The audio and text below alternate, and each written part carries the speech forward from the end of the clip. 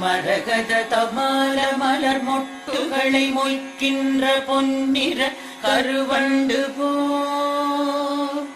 மாதவன் மார்பினில் வாசம் புரிந்தங்கு மெய்சிலிற் பேற்றும் விழிகள்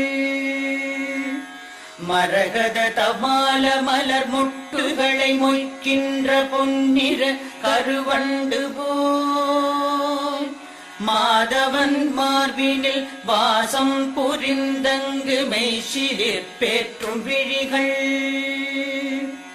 பரவும் பல்வடிவத்தின் செல்வ வளமாகிடும் திருமகளின் அழகு விழிகள்